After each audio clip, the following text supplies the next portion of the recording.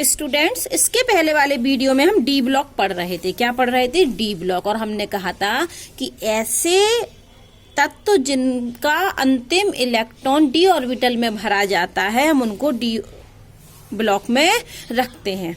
ये बताया था हमने। फिर हमने कहा था कि डी ब्लॉक के तत्वों को हम संक्रमण तत्व भी कहते हैं। क्या कहते हैं? संक्रमण तत्व, ट्रांजिशन एलिमेंट भी कहते हैं।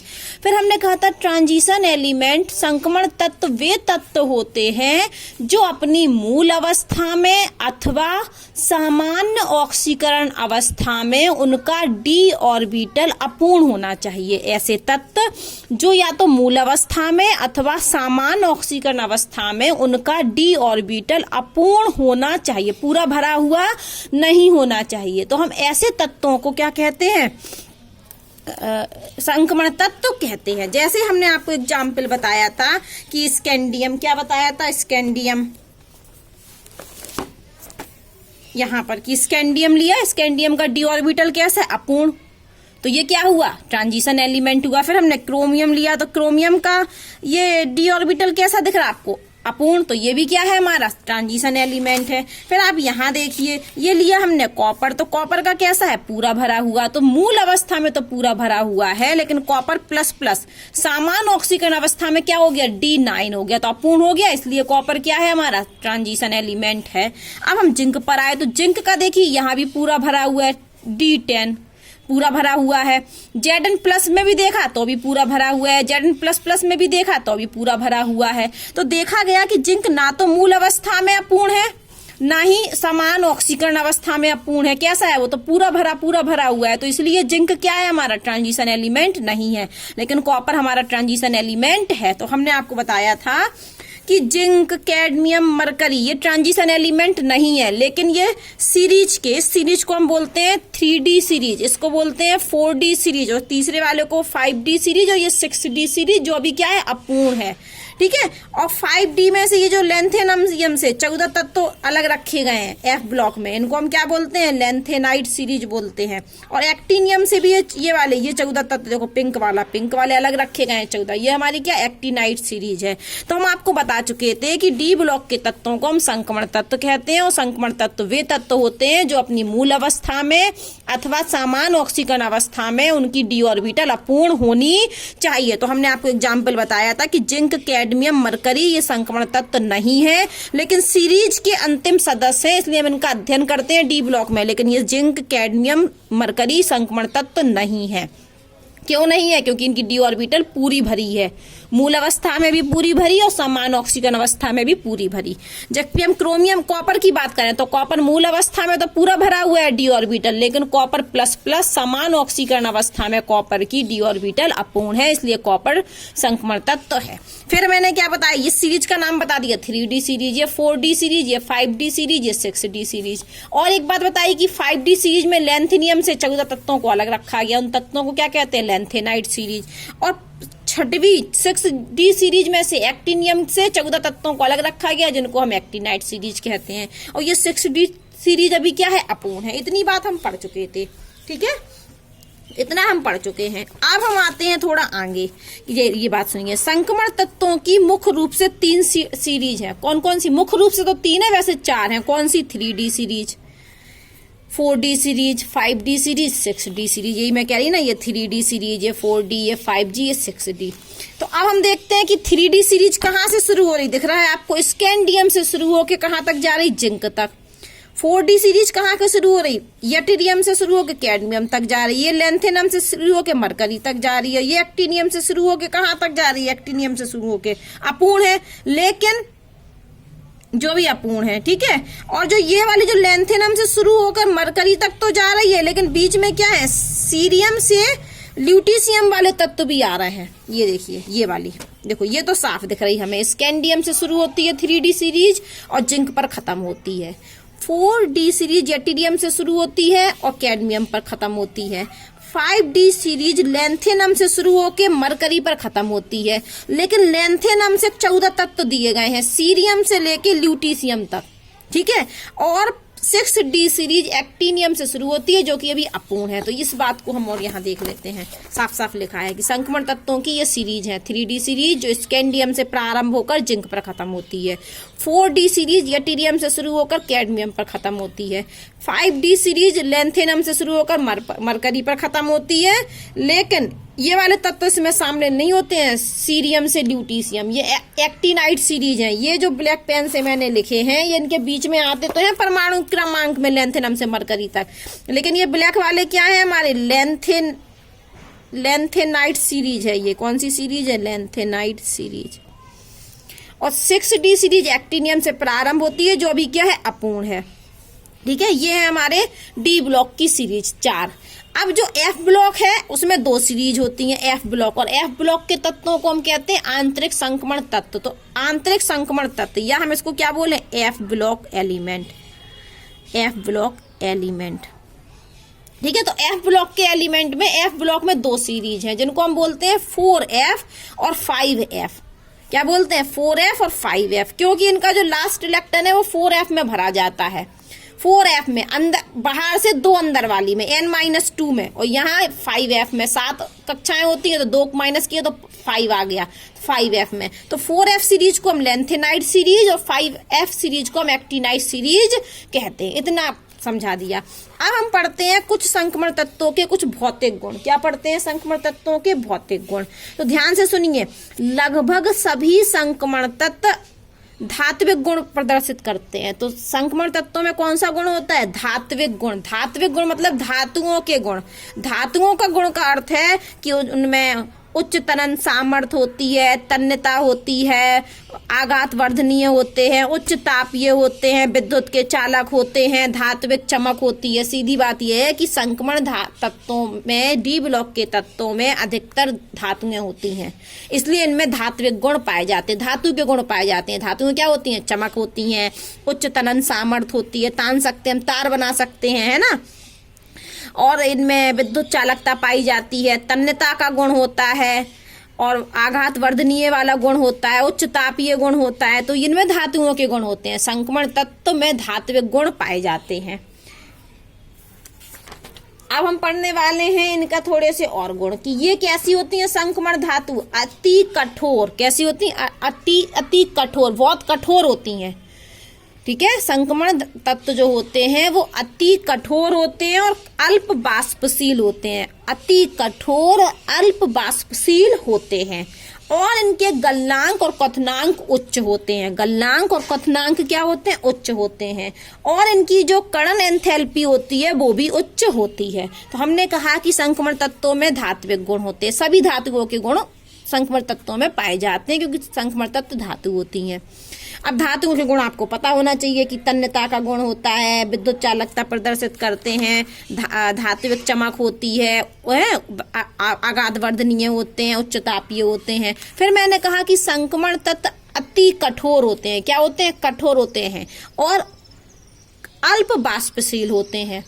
फिर कहा कि इनके गलनांक और क्वथनांक क्या होते हैं? उच्च। किनके? डी ब्लॉक के तत्वों के, और इनकी कण एंथैल्पी ज्यादा होती है। तो अब हम सबसे पहला पढ़ रहे हैं गलनांक के बारे में। तो आप ग्राफ देखिए, यहाँ एक ग्राफ बना हुआ है, ये देखिए ग्राफ, ये हमारी ये बनी है 3D सीरीज। कौन सी 3D सीरीज? यहाँ पर स्कैंडियम और बना देते हैं हम, चलो ठीक है। ये हमारी 3D सीरीज, ये 4D सीरीज, ये 5D सीरीज। तो आप देख रहे होंगे कि ये देखिए ग्राफ, पहले देखो ये क्या है? परमाणु क्रमांक बढ़ने के साथ साथ, और ये है गलनांक का मान। तो जैसे जैसे परमाणु क्रमांक बढ़ रहा है मतलब हम सीरीज में लेफ्ट से राइट बढ़ रहे हैं इस तरीके से। ये देखिए, ये scandium, titanium, vanadium, chromium, manganese, iron, cobalt, nickel, copper, zinc, इस तरीके से परमाणु। ये हुई 3D सीरीज। तो ये पहला, दूसरा, तीसरा, चौथा तत्व क्रोमियम। 4D सीरीज में चौथा तत्व देखिए मोलिब्डेनम। 5D सीरीज में चौथा तत्व देखिए टंगस्टन। ठीक है, अब आपने यहाँ ध्यान से देख लिया क्रोमियम, मोलिब्डेनम और टंगस्टन। अब आप ग्राफ में देखिए इनको। तो जो 3D सीरीज है ये देखिए सबसे पहले बढ़ता हुआ क्रम, फिर कम हुआ, फिर बढ़ा, फिर नियत चला। तो 3D सीरीज में सबसे ज्यादा गलनांक किसका दिख रहा है? इस सीरीज में, इस लाइन में देखिए रेड वाले में, ये रेड लाइन किसकी है? 3D सीरीज की, ये रेड लाइन से बना हुआ है ये लाइन, ये 3D सीरीज है। तो ये 3D सीरीज में हमें क्रोमियम का सबसे ज्यादा दिख रहा गलनांक, ठीक है। अब हम 4D सीरीज में देखें तो सबसे ज्यादा ये मोलिब्डेनम, देखो इसके बाद किसी का नहीं है, इसके बाद कम आए ये रूबी यहाँ गए, लेकिन देखो ये सबसे ज्यादा किसका है, मोलिब्डेनम का ही, देखो फिर कम हो गए। अब हम 5D सीरीज में देखें तो सबसे ज्यादा किसका दिख रहा है हमें, टंगस्टन का, ये बड़ा, फिर देखो ये घटता ही चला गया। तो यहाँ पर एक बात समझ में आई हमें कि क्रोमियम, मोलिब्डेनम और टंगस्टन का गलनांक सबसे ज्यादा होता है। क्रोमियम, मोलिब्डेनम और टंगस्टन का गलनांक सबसे ज्यादा होता है। और यहाँ पर देख रहे हैं तो ये चौथे तत्व हैं, देखो 1 2 3 चौथा, क्रोमियम चौथा है, मोलिब्डेनम भी देखो तो 1 2 3 4 चौथा तत्व है, टंगस्टन भी देखो तो 1 2 3 4 चौथा तत्व है। तो इस सीरीज में आप क्या पता कर रहे हैं गलनांक, ग्राफ से हमें पता चल रहा है कि पहले गलनांक बढ़ते हैं सीरीज में, फिर घटते हैं, फिर बढ़ते हैं। 4D में भी यही समझ में आ रहा, पहले बढ़ते हैं फिर घटते हैं फिर बढ़ते हैं, अनियमितता है। लेकिन अनियमित तो है, लेकिन अधिकतर क्या देख रहे हैं कि पहले बढ़ता है फिर घटता है, पहले बढ़ता है फिर घटता है, पहले बढ़ता है फिर घटता है। तो गलनांक का मान पहले बढ़ता है लेफ्ट से राइट जाने पर, यहाँ ये बात हो रही है लेफ्ट से राइट जाने पर गलनांक पहले बढ़ता है फिर घटता है, पहले बढ़ता है फिर घटता है। और सबसे ज्यादा किसका है, क्रोमियम का है 3D सीरीज में, ग्राफ से दिख रहा है बेटा, देखो ये क्रोमियम का सबसे ज्यादा, 5D में मोलिब्डेनम का, 6D में टंगस्टन का। तो ये कौन सा तत्व है, चौथा तत्व। तो हम इसको इस तरीके से भी कह सकते हैं कि सीरीज में, किसमें, सीरीज में चौथे तत्व का मेल्टिंग पॉइंट सबसे ज्यादा होता है। क्या बोला मैंने कि सीरीज में चौथे तत्व का मेल्टिंग पॉइंट सबसे ज्यादा होता है। और ये हमें कहां से पता चला, ग्राफ से। ये बात कहां से आई कि चौथे तत्व का गलनांक सबसे ज्यादा होता है, कहां से पता चला, ग्राफ से। तो जो 3D सीरीज में आपका चौथा तत्व है वो कौन है, 3D सीरीज में जो हमारा कौन सा तत्व, चौथा, फोर्थ तत्व कौन सा है, क्रोमियम। 4D सीरीज में जो फोर्थ चौथा तत्व है वो क्या है, मोलिब्डेनम। 5D सीरीज में जो चौथा तत्व है वो है हमारा टंगस्टन। और 6D में जो हमारा चौथा तत्व है वो क्या है हमारा, सीवेगियम। क्या है ये, सीवोगियम। तो ये है हमारे चौथे तत्व। तो इनका गलनांक क्या होता है, इनका सबसे ज्यादा होता है, मेल्टिंग पॉइंट ज्यादा होता है, ठीक है। पहली बात तो कि डी ब्लॉक के तत्वों का गलनांक ज्यादा होता है। लेकिन सीरीज में यदि हम बात करें, अगर 3D सीरीज में ले, सीरीज में स्कैंडियम से जिंक तक सबसे ज्यादा किसका है, क्रोमियम का। कैसे दिख रहा है, कैसे दिख रहा है, अभी ग्राफ से दिख रहा है, ये देखिए ये ग्राफ से दिख रहा है क्रोमियम का। 4D सीरीज में सबसे ज्यादा मोलिब्डेनम का है, 5D में टंगस्टन का है। ऐसी हम 6D सीरीज की बात करेंगे तो सीवोगियम का होगा सबसे ज्यादा। तो हमने पाया कि डी ब्लॉक के तत्वों के गलनांक ज्यादा होते हैं। लेकिन अगर हम 3D सीरीज की बात करें तो 3D सीरीज में चौथे तत्व क्रोमियम का सबसे ज्यादा है, 4D में भी चौथे तत्व मोलिब्डेनम का सबसे ज्यादा है, इसी प्रकार 5D में टंगस्टन का और 6D में सीवोगियम का ज्यादा है मेल्टिंग पॉइंट, ठीक है। अब ये क्वेश्चन बनता है कि हमने कह तो दिया कि ज्यादा है, इनका ज्यादा है, क्रोमियम का क्यों ज्यादा है, अपनी सीरीज में क्यों ज्यादा है क्रोमियम का, क्यों ज्यादा है, हम इसको भी देख लेते हैं। देखो यहाँ पर दी गई है ये सीरीज हमारी, ये 3D सीरीज, ये 4D सीरीज, ये आवर्त सारणी के देख लें चाहे हम यहाँ से देख लें। तो इसका सबसे ज्यादा है, यहाँ ज्यादा है, यहाँ ज्यादा है। तो अब हम आपको बताना चाह रहे हैं कि क्रोमियम का क्यों ज्यादा है, ठीक है। तो अभी तक हमने पढ़ लिया कि डी ब्लॉक के तत्वों का गलनांक ज्यादा होता है, पहली बात। फिर हमने कहा कि 3D सीरीज में ये ग्राफ देखा गया तो पहले गलनांक का मान बढ़ता है, क्रोमियम तक बढ़ता है, फिर घटता है। तो इस पूरी सीरीज में क्रोमियम का सबसे ज्यादा है। जब हम 4D सीरीज पर आए तो 4D सीरीज में हमने देखा कि मोलिब्डेनम तक बढ़ता है फिर घटता है, तो मोलिब्डेनम का सबसे ज्यादा है 4D सीरीज में।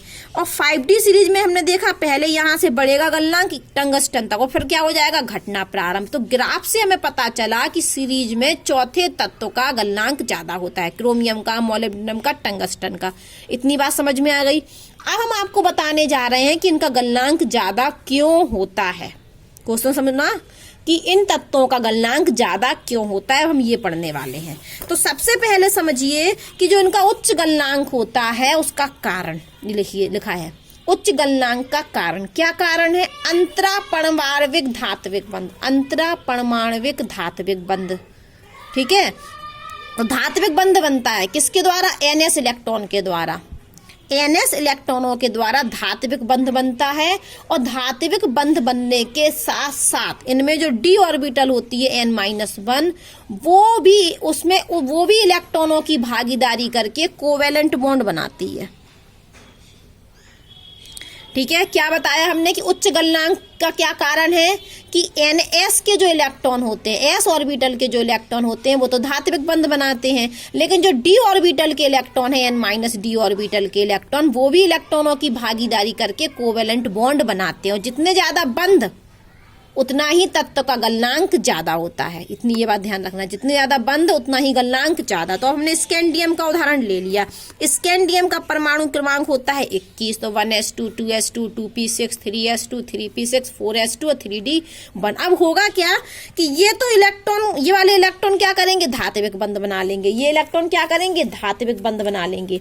स्कैंडियम के ये इलेक्ट्रॉन दूसरे स्कैंडियम को इलेक्ट्रॉनों को देना लेना करके, इलेक्ट्रॉनों का साझा करके स्कैंडियम के बीच में क्या बना लेंगे? धात्विक बंध बना लेंगे। ठीक है, तो ये वाले इलेक्ट्रॉन तो बनाते हैं धात्विक बंध, लेकिन जो d ऑर्बिटल के इलेक्ट्रॉन है वो इलेक्ट्रॉनों की शेयरिंग करके कोवेलेंट बॉन्ड बनाते हैं। ठीक है, और ये कोवेलेंट बॉन्ड किस वजह से बनते? अनपेयर्ड इलेक्ट्रॉनों की वजह से, अयुग्मित इलेक्ट्रॉनों की वजह से। तो कहने का अर्थ ये है कि डी ब्लॉक में सिर्फ बाहरी कोष के इलेक्ट्रॉन ही भाग नहीं लेते हैं, वैसे बंध बनाने में कौन भाग लेता? बाहरी कोष के इलेक्ट्रॉन। तो बेटा ये तो बाहरी कोष के इलेक्ट्रॉन है, चौथी कक्षा इसकी बाहरी कक्षा है ना, तो ये तो संयोजी इलेक्ट्रॉन है, तो ये तो बंध बना ही रहे हैं, धात्विक बंध। डी ब्लॉक के तत्व में बाहरी कोष के, संयोजी कोष के इलेक्ट्रॉन तो धात्विक बंध बना ही रहे हैं, लेकिन साथ में अतिरिक्त d ऑर्बिटल के इलेक्ट्रॉन भी इलेक्ट्रॉनों की भागीदारी करते हैं और कोवेलेंट बॉन्ड बनाते हैं। और ये कोवेलेंट बॉन्ड किसकी वजह से बनता? अनपेयर्ड इलेक्ट्रॉनों की वजह से। मान लो यार d10 होते तब नहीं बनता। ठीक है, क्योंकि शेयरिंग नहीं करते ना, फिर एक उन्हें चाहिए ही नहीं है इलेक्ट्रॉन। तो ये तो संयोजी कोष के इलेक्ट्रॉन तो बंध बनाने में भाग लेते ही लेते हैं, लेकिन डी ब्लॉक के तत्व में संयोजी कोष के इलेक्ट्रॉनों के साथ साथ हमारे डी ऑर्बिटल के अयुग्मित इलेक्ट्रॉन भी, अनपेयर्ड इलेक्ट्रॉन भी कोवेलेंट बॉन्ड बनाते हैं, इसलिए डी ब्लॉक के तत्वों का गलनांक ज्यादा होता है। अब हमारा क्वेश्चन आया कि स्कैंडियम ले लिया हमने और हमने क्या ले लिया? क्रोमियम। तो पहली बात तो हमने ये समझ ली कि डी ब्लॉक के तत्व में दो प्रकार के बंध बनते हैं, धात्विक बंध भी NS इलेक्ट्रॉनों की वजह से और covalent bond N-1 d orbital के इलेक्ट्रॉनों की वजह से। दो प्रकार के बंध बनाता है d ऑर्बिटल के तत्व, दो प्रकार के बंध बनाते हैं, धात्विक बंध NS इलेक्ट्रॉनों की वजह से और covalent bond N-1 d orbital के इलेक्ट्रॉनों की वजह से। इसलिए डी ब्लॉक के तत्वों का गलनांक ज्यादा होता है। ये क्वेश्चन आंसर समझ में आ गया। अब हम आए अपनी 3D सीरीज पर। तो अब हमने कहा कि यहाँ बढ़ क्यों रहा, कि स्कैंडियम का गलनांक कम क्यों है और क्रोमियम का ज्यादा क्यों। अब इस क्वेश्चन को समझते हैं कि अभी मैंने कहा था ना कि क्रोमियम का सबसे ज्यादा है, तो क्रोमियम का गलनांक सबसे ज्यादा क्यों है, इसका आंसर समझिए। तो हम स्कैंडियम को ले लें और क्रोमियम को ले लें। तो स्कैंडियम में हमने ये बना दिया इलेक्ट्रॉनिक कॉन्फ़िगरेशन। क्रोमियम का इलेक्ट्रॉनिक कॉन्फ़िगरेशन ये होता है, क्रोमियम में होते हैं 24 परमाणु क्रमांक, 24 इलेक्ट्रॉन होते हैं, बना दिए। तो आप देख रहे होंगे कि इसने धात्विक बंध बनाया और यहाँ पर क्या होगा, एक कोवेलेंट बॉन्ड बनेगा, सिर्फ एक, क्योंकि एक अयुग्मित इलेक्ट्रॉन है। कितने अयुग्मित इलेक्ट्रॉन है? एक। जबकि क्रोमियम में आप देख रहे हो ये तो धात्विक बंध बनेगा ही बनेगा, लेकिन यहाँ धात्विक बंध बनने के साथ साथ डी ऑर्बिटल में कितने अनपेयर्ड इलेक्ट्रॉन है? 5। कितने अनपेयर्ड इलेक्ट्रॉन है? 5। अगर हम यहाँ बना दें डी ऑर्बिटल तो 1 2 3 4, तो 1 2 3 4 5 अयुग्मित इलेक्ट्रॉन है। तो यहाँ पर कितने कोवेलेंट बॉन्ड बनेंगे? 5 कोवेलेंट बॉन्ड। और स्कैंडियम में कितने बन रहा है? सिर्फ एक ही बन रहा है। तो यहाँ पर क्रोमियम में 5 अयुग्मित इलेक्ट्रॉन है, इसलिए 5 कोवेलेंट बॉन्ड बनेंगे और धात्विक बॉन्ड तो बन रहा है। तो जब ज्यादा बंद होंगे तो गलनांक क्या होगा? ज्यादा होगा। तो आंसर है कि इसी वजह से क्रोमियम में 5 अयुग्मित इलेक्ट्रॉन होते हैं, इसी वजह से क्रोमियम 5 कोवेलेंट बॉन्ड बनाने की क्षमता रखता है। इसी वजह से क्रोमियम का गलनांक सबसे ज्यादा होता है। यहाँ भी यही चीज चलेगी मॉलिब्डेनम में भी, कि यहाँ भी अयुग्मित इलेक्ट्रॉनों की संख्या पूरी सीरीज में क्या होगी, सबसे ज्यादा होगी। देखो यहाँ अयुग्मित इलेक्ट्रॉनों की संख्या कितनी दिखी थी स्कैंडियम में 1, और यहाँ होता है D2, तो यहाँ अयुग्मित इलेक्ट्रॉनों की संख्या कितनी है 3, 2, यहाँ होगी 3 और यहाँ कितनी है 5। तो इसलिए जितने ज्यादा अयुग्मित इलेक्ट्रॉन होंगे उतने ज्यादा कोवेलेंट बॉन्ड बनेंगे, और जितने ज्यादा बंध बनेंगे उतना ज्यादा गलनांक होगा। तो आज हमने सीख लिया कि डी ब्लॉक के तत्व में 2 प्रकार के बंध पाए जाते हैं, धात्विक बंध और कोवेलेंट बॉन्ड। धात्विक बंध बनते हैं NS इलेक्ट्रॉनों की वजह से, और कोवेलेंट बॉन्ड बनते हैं N-1 d ऑर्बिटलों के इलेक्ट्रॉनों की वजह से। तो 2 प्रकार के बंध पाए जाते हैं डी ब्लॉक के तत्व में, इसलिए डी ब्लॉक के तत्व का गलनांक ज्यादा होता है। फिर हमने आपको कहा था कि क्रोमियम का ज्यादा होता है, तो हमने स्कैंडियम और क्रोमियम की क्या कर दी, तुलना। तो हमने पाया कि स्कैंडियम में सिर्फ एक अयुग्मित इलेक्ट्रॉन है, इसलिए एक कोवेलेंट बॉन्ड बनेगा, जबकि क्रोमियम में 5 अयुग्मित इलेक्ट्रॉन है तो 5 अनपेयर्ड इलेक्ट्रॉन बनेंगे। तो जितने ज्यादा अनपेयर्ड इलेक्ट्रॉन होंगे उतने ज्यादा कोवेलेंट बॉन्ड बनेंगे। इसी वजह से क्रोमियम का गलनांक सबसे ज्यादा होता है। एक नोट लगा है कि जैसे गलनांक बढ़ता है ना, उसी क्रम में क्वथनांक भी होता है। तो यहाँ जो गलनांक में जो नियम है वही क्वथनांक में नियम चल रहे हैं। तो बॉइलिंग पॉइंट में भी MP की तरह ही कार्य करेगा ये नियम। अब हम पढ़ने वाले हैं एंथैल्पी ऑफ एटोमाइजेशन, कण एंथैल्पी जिसको हम बोलते हैं। तो कण एंथैल्पी क्या होती है, वो एनर्जी जो हमें मेटल एटम को सेपरेट करने के लिए चाहिए होती है। कोई जो धात्विक हमारे जो मेटल एटम है उनको अलग करने के लिए हमें जितनी ऊर्जा की आवश्यकता होती है उनको हम कण एंथैल्पी के नाम से जानते हैं। अब बहुत इंपॉर्टेंट पॉइंट, कण एंथैल्पी समझ लिया, वो एनर्जी जो मेटल एटम को सेपरेट करने के लिए उपयोग होती है उसको हम कण एंथैल्पी कहते हैं। अब जितना ज्यादा गलनांक होगा कण एंथैल्पी का मान उतना ही ज्यादा होगा। तो डी ब्लॉक के तत्व में 2 प्रकार के बंध पाए जाते हैं, इसलिए उनका गलनांक क्या होता है, ज्यादा। और गलनांक ज्यादा होने से कण एंथैल्पी ज्यादा होती है, इसलिए डी ब्लॉक के तत्वों का गलनांक ज्यादा होता है। गलनांक ज्यादा होने के कारण उनकी कण एंथैल्पी भी ज्यादा होती है। और मैंने अभी क्या सिखाया था, गलनांक कब ज्यादा होगा, जब अनपेयर्ड इलेक्ट्रॉनों की संख्या ज्यादा होगी। जितनी ज्यादा अनपेयर्ड इलेक्ट्रॉनों की संख्या उतना ज्यादा गलनांक, और जितना ज्यादा गलनांक उतनी ज्यादा कण एंथैल्पी ज्यादा। तो हमने यहाँ पर सूत्र बना दिया, नंबर ऑफ अनपेयर्ड इलेक्ट्रॉन। यदि number of unpaired electron proportional होते मैग्नेटिज्म के, और प्रोपोर्शनल होते फोर्स ऑफ अट्रैक्शन के, और प्रोपोर्शनल होते हार्डनेस ऑफ, और प्रोपोर्शनल होते डेल एच एटोमाइजेशन। मतलब कहने का अर्थ है कि अगर नंबर ऑफ अनपेयर्ड इलेक्ट्रॉन ज्यादा होंगे तो चुंबकीय गुण भी क्या होगा, ज्यादा होगा। दूसरी बात, यदि नंबर ऑफ अनपेयर्ड इलेक्ट्रॉन ज्यादा होंगे तो फोर्स ऑफ अट्रैक्शन भी क्या होगा, ज्यादा होगा। यदि नंबर ऑफ अनपेयर्ड इलेक्ट्रॉन ज्यादा होंगे तो उन तत्वों का हार्डनेस भी क्या होगी, ज्यादा होगी। और नंबर ऑफ अनपेयर्ड इलेक्ट्रॉन ज्यादा होंगे तो उनकी कण एंथैल्पी भी क्या होगी, ज्यादा, क्योंकि ये इसके सारे के सारे इसके समानुपाती हैं। ये सारे गुण, मैग्नेटिज्म वाला, hardness, atomisation energy, force of attraction, किस पर डिपेंड करते हैं, नंबर ऑफ अनपेयर्ड इलेक्ट्रॉन। तो ये सूत्र हो गया कि अनपेयर्ड इलेक्ट्रॉनों की संख्या ज्यादा होने से ये चारों मान क्या होते हैं, ज्यादा होते हैं।